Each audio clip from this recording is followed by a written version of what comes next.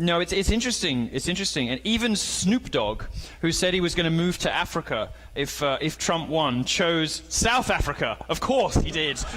It's the country with the white people in it. Fucking frauds.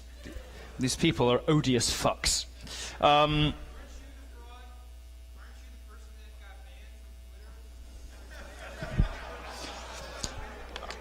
right, Pumpkin, let's go.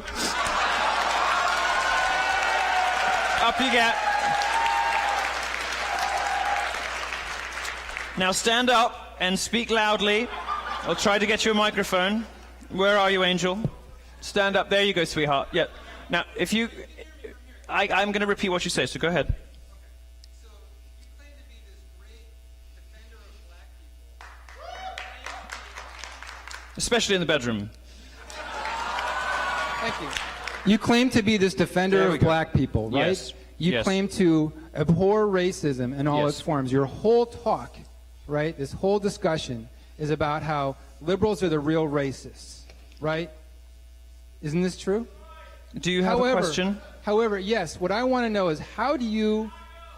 Shh, let him speak. He can embarrass himself without your help. How do you claim to be the anti-racist, the one who's calling out all the racists? Yes, get to the question, sweetheart. Just be patient. I'll get there. Okay? When you're the one who incited your followers on Twitter to attack Leslie Jones, the star of Ghostbusters. Excuse me. Poor Leslie. With a storm of racist tweets. Okay, I think I understand. Her to a gorilla. I think I understand the broad thrust of your question. My turn. How can you justify all this defense of Black America and claim to be the savior of black folks when there is not a single black person in this audience? You're in the largest... Oh, there's one! Oh, there's one! There's one! You brought one. You found one black person in a city that's has the largest black population in the state to come to your talk. So why aren't there more black people here if you're such a defender of Black America? All right, we have two. Explain why you were banned from Twitter. We have two questions in there. We're going to address both of them for you. Thank you very much for your question. Thank you for listening to him relatively respectfully. Why don't you sit down, Poppet, and I'm happy to address both things. Stop it. Stop it. Alluding to me as some kind of viper about to strike. I'm going to be lovely. I'm going to be very nice. First of all, stop believing what you read in the press. What I did... you should have picked this up by now from whatever terrible blog you read, whether it's Vox or Mike or BuzzFeed or God, not Gawker anymore, thank God. Sorry about that. You should have picked up by now the media doesn't always get everything right. For instance, the last election.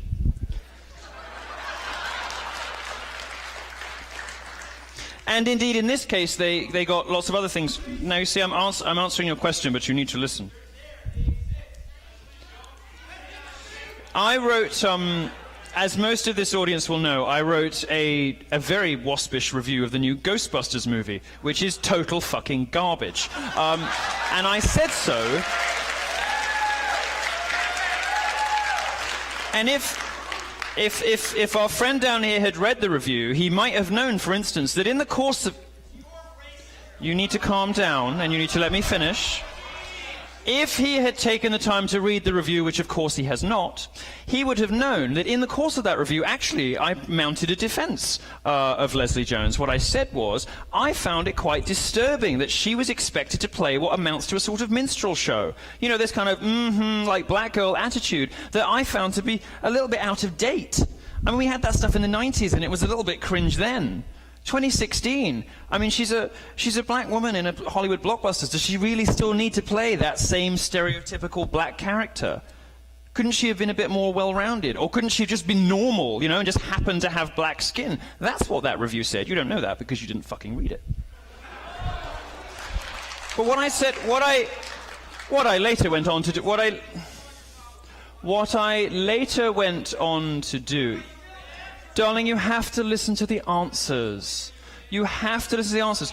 What I later went on to do when I tweeted the review was make some jokes at her expense, because she isn't a particularly attractive woman. I'm entitled to say so. She's a celebrity. I said it was nice they put a hot black dude in the movie. I also...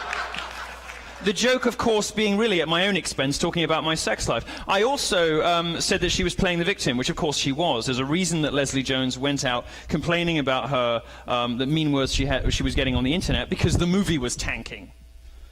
Do you believe for a second that a prominent Hollywood actress sits at home crying on their iPhone, surrounded by guilt and marble and millions of dollars because somebody said mean things on the internet? I don't believe that any more than you do.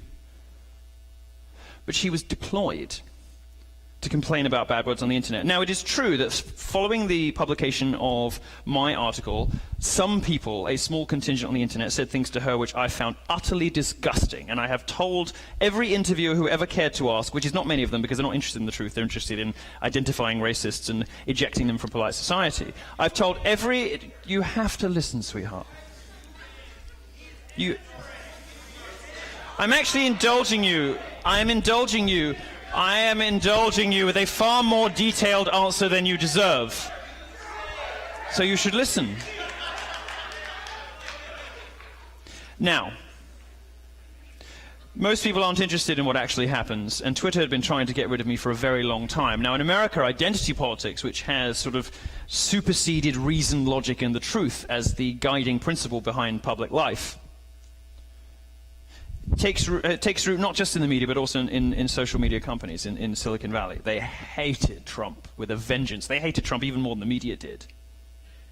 And Twitter took the opportunity to get rid of me, claiming that I was inciting targeted harassment of somebody. This is a charge I deny. This is a charge I refute utterly. I am not responsible for what hundreds of thousands of people on the internet tweet. I am responsible for what I tweet. Would the same people who claim that I was responsible for inciting harassment of Leslie Jones, as though she gives a shit what I or some random avatars on Twitter have to say about her, would the people complaining about that hold Justin Bieber accountable for the death threats sent to Selena Gomez? Would these people hold Beyonce responsible for the death threats that her fans sent to Taylor Swift? Would these people hold any other person in public life responsible for the actions of their fans? Or is it more likely that there's a double standard at play when it comes to libertarians and conservatives that means that no matter what you do or what you say or how...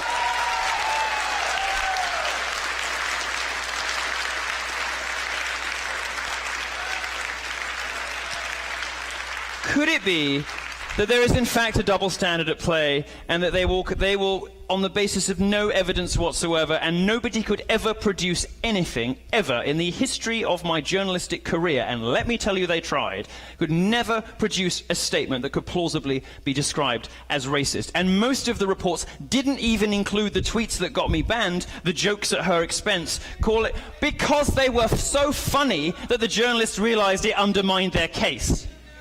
So...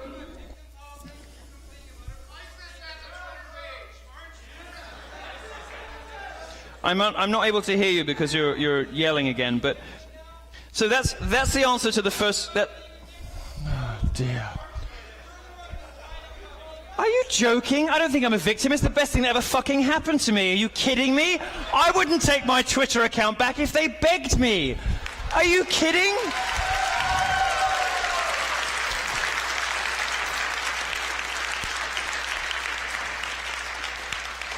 Never been so grateful to be censored. Not that I like it when they do it to other people, because I can take it. Well, I'm sorry for being popular.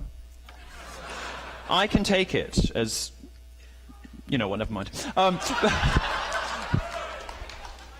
But many private citizens can't. And the reason I made a fuss about it wasn't for my own sake. I don't give a shit. I am 10 times better known than I was before I lost that Twitter account. They did me an enormous professional favor in banning me from Twitter. The reason I care about it is not for me or for Azealia Banks, who I love, who said appalling things about people for years, but was only banned 2 weeks after she, guess what, endorsed Trump. Not for Charles Johnson's sake, who was also banned for no good reason. Chuck Johnson, the founder of Got News, now he tweeted that that he was raising money to take out DeRay Mackison, who we're going to get to in a minute, one of the Black Lives Matter leaders. It was very clear, totally clear. This guy's a journalist, and take out meant publish a piece of journalism that would damage his reputation. Nobody, absolutely nobody, with more than 2 brain cells to rub together could possibly ever have believed that a 5'10" ginger bespectacled journalist was raising money to assassinate a Black Lives Matter leader. Nobody believes that. Absolutely no one. But they claimed that it was some sort of death threat. What's going on here?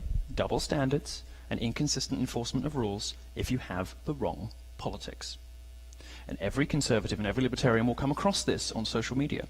And I cared about the Leslie Jones case not for my own sake, because I knew the moment it happened, it would be a huge career boon for me. I'd have things to talk about in the media for months, you know? Well, I was running out of stuff to talk about for a while. No, I wasn't, but, you know. But rather, because this happens on a daily basis to people like you, and nobody is going to write columns about it when it happens. All you will discover is that you lose your Twitter account. You lose your voice. You lose your ability to express yourself. You lose your ability to express perfectly respectable, reasonable, mainstream opinions that should be inoffensive to the majority of America, and you lose your ability to share your points of view with others because you have the wrong politics.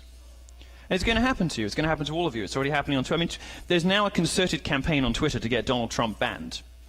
You know, and the media is kind of complicit with this, and Twitter has a long history of rolling over when it gets too much bad press from the left.